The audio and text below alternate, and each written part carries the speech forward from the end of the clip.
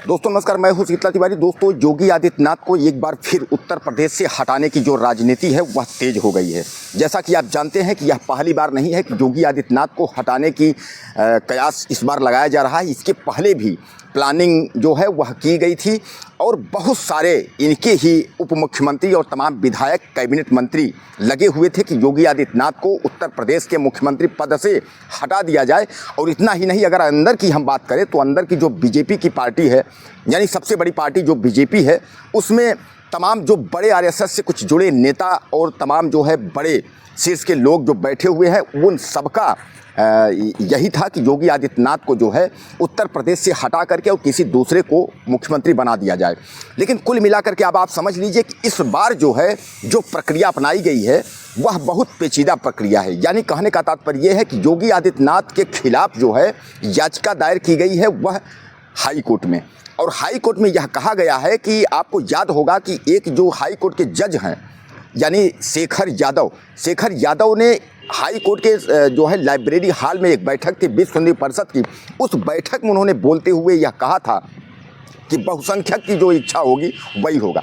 बहुसंख्यक यानी बहुसंख्यक जो हमारे हैं जो कहेंगे उन्हीं के अनुसार निर्देश के अनुसार चलना होगा, यह देश चलेगा।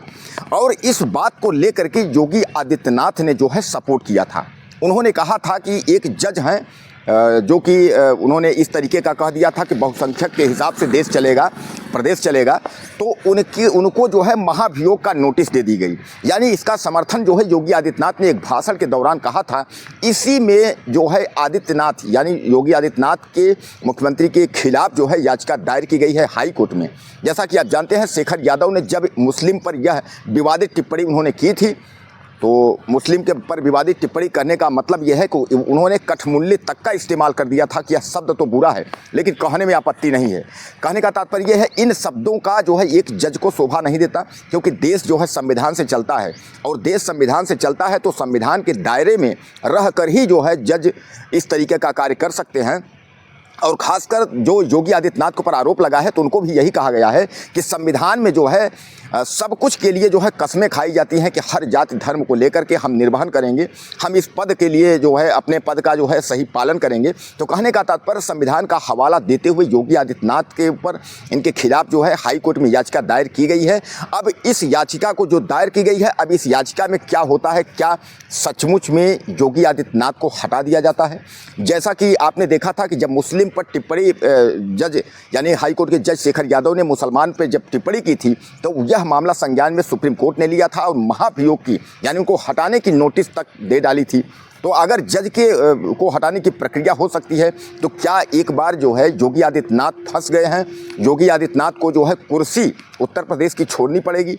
दोस्तों यह पहली बार नहीं है, अभी तो हाई कोर्ट में याचिका दायर हुई है, लेकिन मैं आपको बता दूं कि इसके पहले भी योगी आदित्यनाथ को हटाने के लिए बहुत सारी तमाम राजनीति लगाई गई थी। और आपने देखा था, हमने बहुत सारी वीडियो बना करके आपसे कहा था कि योगी आदित्यनाथ को हटाने का जो प्लान है वह अमित शाह से लेकर के पीएम मोदी तक यह बात पहुंची थी कि योगी आदित्यनाथ को हटा करके कोई किसी दूसरे को उत्तर प्रदेश का मुख्यमंत्री बना दिया जाए। लेकिन आपने यह भी सुना होगा और यह भी देखा भी होगा और बहुत सारे उसमें मैसेज में आपने सोशल मीडिया तमाम उसमें पढ़े होंगे कि अब तो यहाँ तक बात हो गई है कि कह रहे हैं अमित शाह कह रहे हैं कि अगर मैं देश का पीएम नहीं तो योगी उत्तर प्रदेश का सीएम नहीं। यहाँ तक आपने सोशल मीडिया पे तमाम मैसेज आपने पढ़ा होगा। तो कहने का तात्पर्य यह है कि देश का पीएम नहीं, और देश का अगर पीएम अमित शाह नहीं बनते हैं तो उत्तर प्रदेश का मुख्यमंत्री जो है योगी नहीं रहेंगे। कहने का तात्पर्य यह बात यहीं जा कर के फंसी है, क्योंकि अमित शाह को पता है कि अगर नरेंद्र मोदी के रहते अगर हम देश का प्रधानमंत्री नहीं बन पाएंगे तो देश का प्रधानमंत्री हम नहीं बन पाएंगे। और इसीलिए जो है अमित शाह ये चाहते हैं कि इनके रहते रहते हम जो है प्रधानमंत्री बन जाएं, क्योंकि अगर इनके रहते रहते हम प्रधानमंत्री नहीं बन पाए और योगी आदित्यनाथ कहीं अगर दावा ठोक दिए, जैसा कि आप जानते हैं कि देश अगर मांग रहा है तो वह केवल जो है योगी आदित्यनाथ को मांग रहा है। देश यह चाहता है कि योगी आदित्यनाथ जो है वह देश के अगले प्रधानमंत्री हों। देश कभी नहीं चाहता कि अमित शाह जो है जो गृह मंत्री हैं वह देश के प्रधानमंत्री हों। दोस्तों अभी आपने देखा कि अमित शाह का एक बयान जो है राज्यसभा में उन्होंने अंबेडकर को लेकर के जो बयान दिया है उस पर आफत हो गई है। और आफत की बात तो यहाँ तक पहुँच गई है कि अमित शाह इस्तीफा दो, अमित शाह माफ़ी मांगो, इन सब नारों को जो कांग्रेस और इंडिया गठबंधन जब उठाया तो उसमें यह तक बात आ गई कि राहुल गांधी ने धक्का मुक्की दिया और राहुल गांधी ने धक्का मुक्की दिया, जिसमें जो है 2 सांसद आईसीयू में भर्ती हो गए। हालांकि वहाँ का क्लिप और वहाँ की वीडियो की स्थिति कुछ अलग है। जो घायल सांसद है वह भी कह रहे हैं राहुल गांधी हमसे आगे थे। राहुल गांधी कहने का तात्पर्य ये है कि अब जो है अमित शाह को माफ़ी मंगवाने, यानी अमित शाह माफ़ी न मांगे, अमित शाह न झुकें। अमित शाह ने जो कह दिया है कि अम्बेडकर जितना अगर कर रहे हो उतना अगर राम का नाम लोगे तो स्वर्ग की प्राप्ति हो जाएगी। कहने का तात्पर्य है यह जो अम्बेडकर बात के जो लोग हैं उनको बहुत ख़राब लगा। उनका ये कहना है कि ऐसा अमित शाह कैसे कह सकते हैं। कई लोगों का यह भी है कि हम लोग अम्बेडकर को भगवान ही मानते हैं, अम्बेडकर को भगवान मान करके हम लोग पूजा करते हैं, तो अम्बेडकर पर टिप्पणी उन्होंने क्यों किया। तो अमित शाह जहाँ एक और बुरा फंसे हैं, वहीं जो है कांग्रेस और तमाम जो इंडिया गठबंधन के लोग हैं इनके ऊपर जो है बराबर दबाव बनाया जा रहा है। और यहाँ तक बात हो गई है कि सुषमा स्वराज की बेटी और अनुराग ठाकुर लोग पहुँच गए हैं संसद के बाहर जो है थाने में एप्लीकेशन यानी FIR दर्ज कराने के लिए कि राहुल गांधी ने धक्का देकर के जो है इनको गिराया है और इनको जो है चोट पहुंचाया है।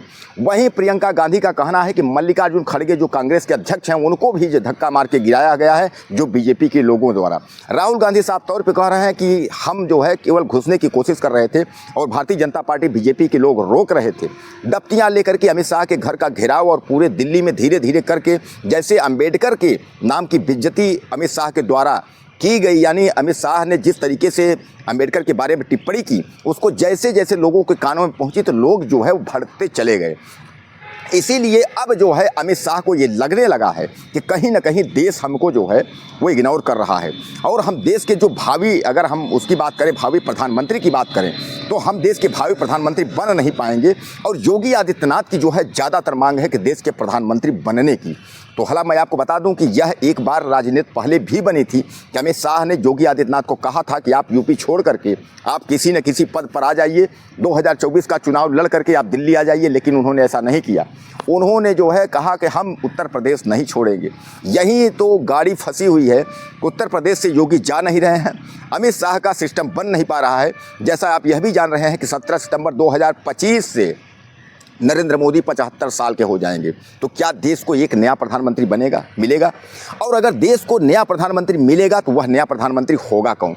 नितिन गडकरी, अमित शाह और योगी आदित्यनाथ का नाम जो उछल रहा है, क्या अमित शाह देश का अगला प्रधानमंत्री बन पाएंगे या योगी आदित्यनाथ आगे होंगे या नितिन गडकरी आगे होंगे, यह भी देखना होगा। तो दोस्तों एक बार योगी आदित्यनाथ के खिलाफ जो है नोटिस यानी जो है याचिका दायर की गई है हाई कोर्ट में। इनको उत्तर प्रदेश से सीएम पद को लेकर के कि इनको यहाँ से हटाया जाए, क्योंकि इन्होंने जो है जज शेखर यादव ने जो मुसलमानों पर टिप्पणी की थी उसका जो है यह समर्थन किए थे, इसलिए इनको भी इनके ऊपर कार्रवाई होनी चाहिए। दोस्तों आपको क्या लगता है कि उत्तर प्रदेश से योगी आदित्यनाथ को हटा दिया जाएगा या नहीं, या आपकी क्या राय है कि देश का अगला प्रधानमंत्री किसको देखना चाहते हैं और उत्तर प्रदेश का मुख्यमंत्री आप किसको देखना चाहते हैं? अपनी राय आप मुझे ज़्यादा से ज़्यादा साझा करें। चैनल में सब्सक्राइब करना मत भूलिएगा। अगले वीडियो में फिर मिलते हैं। नमस्कार।